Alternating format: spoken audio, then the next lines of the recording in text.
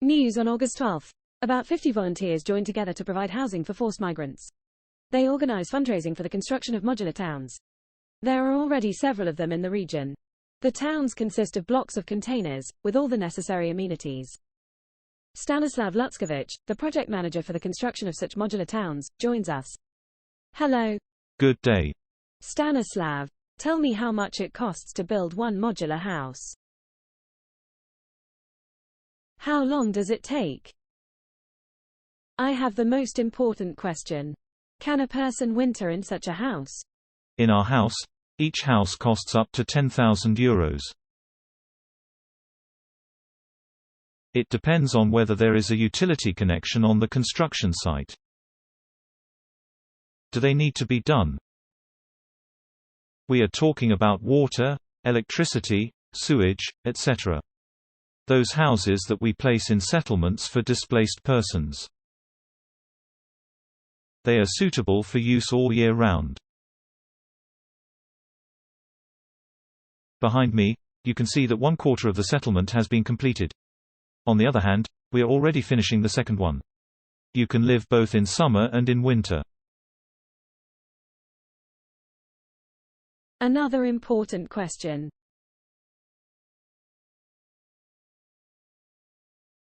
It is about protection. Do such towns have shelter from rocket attacks in the immediate vicinity?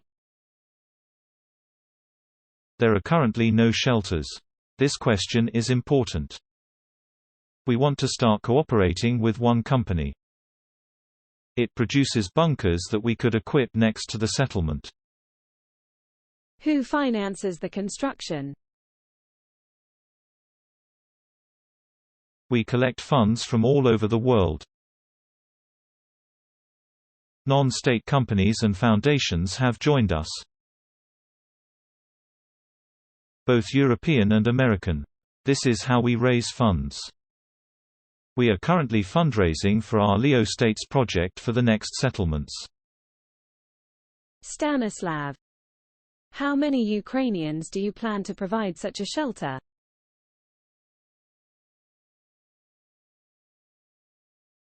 The need is very great.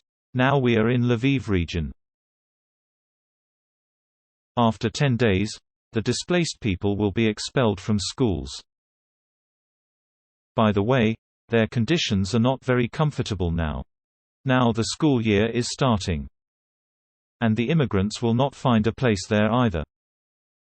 Therefore, the need is thousands of modular houses. This settlement has 120 places for settlement. We plan to use them by the end of August. But we have grandiose plans, because there is a need for it. The progress of this case depends on funding. We are looking for new donors. August 15th. A new modular town in the Kyiv region. Already the 10th in this region. The temporary settlement, designed for 350 people, officially started working in Irpen. This community is one of those that suffered the most during the Russian invasion of Kyiv region. What are the living conditions, what is needed to move into the town, and is it designed for the winter period? TSN correspondent Serhiy Morgan has just returned from Irpen. Here is the dining room, opposite, the game room. At the entrance, showers and a toilet, and then, living rooms. 4 beds, wardrobe, table and passage. Better than nothing. We sleep there with the child. The room is nothing special, but the family is happy with it. They say their own home was completely destroyed. And renting an apartment is expensive. Tatiana is on maternity leave, and her husband is looking for a job.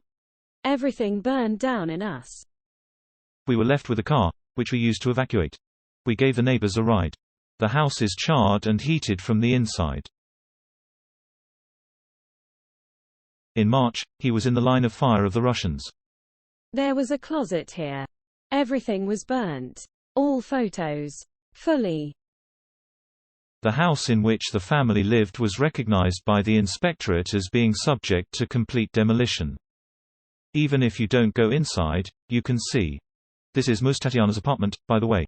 It is noticeable that not only did everything burn there, even the concrete floors cracked and sank. More than 1,000 houses were damaged in Irpen alone. Another 1,000 were completely destroyed. 25,000 homes were damaged throughout the Kyiv region. In some places, people have nowhere to turn. The state does not have funds for quick and complete reconstruction. Therefore, those who have minor house destruction should restore it on their own. They need to collect checks for future reimbursement. And for those who have everything destroyed, one of the ways out is to live in modular towns, which are temporary housing. Poland actively helps Ukraine in this matter. The program provides for the construction of 20,000 beds. This is done in cooperation with the Ministry of Regions and local authorities. They say what and in what quantity they need. The construction of such a town has already been completed in the Chernihiv region. To date, Irpin has provided temporary housing for more than 500 people. The same amount is still needed. This new town provides 350 beds. The Ministry of Community and Territorial Development promises to launch 15 more such towns across the country. Everything is free for those living here. In this town, people are accommodated and receive a full package of services. They will not pay for accommodation or utilities. The city council assumes the corresponding obligation. She will pay all the payments. Therefore, people will live here for free. We are still planning to open a full-fledged canteen. One of the most frequent questions is winterization. Do the modules withstand frost? Rooms and corridors are equipped with electric radiators.